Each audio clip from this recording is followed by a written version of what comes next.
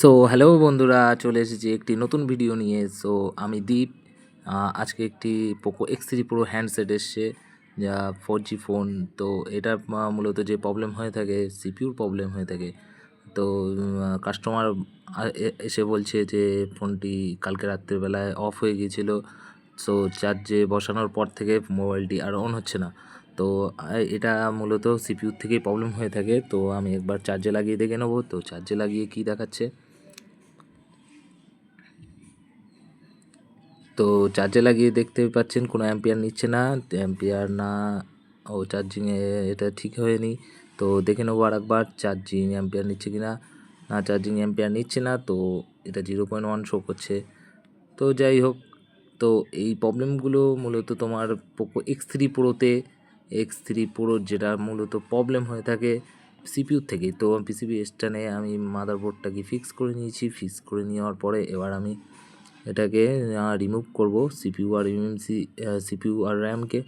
তো দেখতে থাকুন। তো প্রথমে আমি ইউএফএসটাকে গার্ড করে নেব।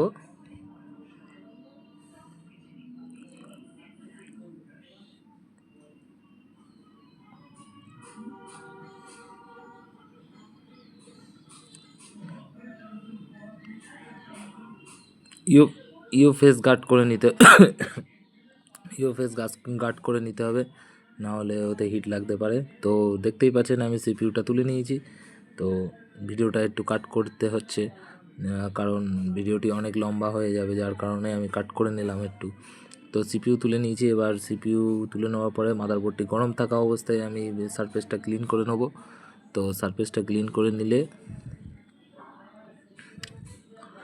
হবে।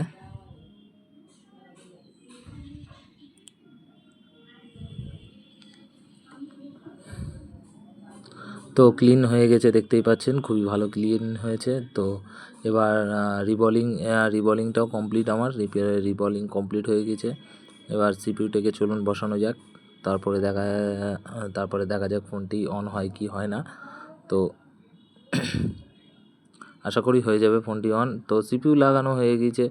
তো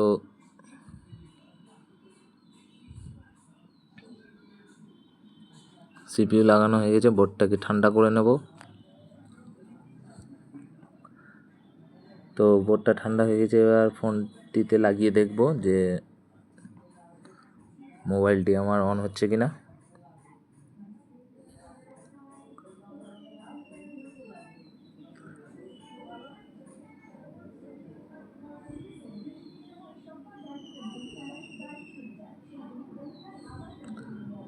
এই ফোনগুলোই সিপিইউর প্রবলেমটাই বেশি হয়, কারণ সিপিইউর মাদারবোর্ডটা গরম হওয়ার কারণে সিপিইউর ভিতরে ড্রাই হয়ে যায়, যার কারণে সিপিইউতে কিছুদিন হিট লাগানোর পরেও অনেক দিন চলে।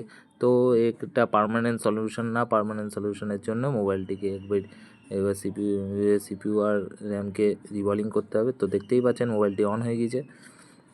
মোবাইলটিতে চার্জ নেই, তো একটু চার্জ করে নেব।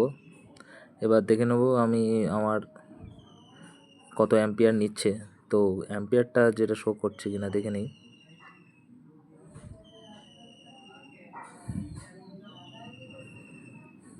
তো দেখতেই পাচ্ছেন 2% চার্জ হয়ে গিয়েছে।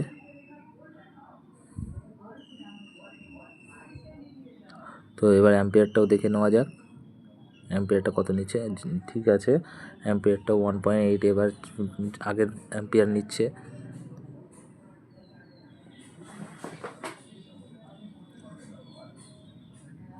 সো এরকম ধরনের আরও নতুন নতুন ভিডিও পেতে গেলে আমাকে ফলো বা সাবস্ক্রাইব করতে পারো। তো প্লিজ প্লিজ প্লিজ একবার লাইক করে দিও ভিডিওটি দেখার পরে।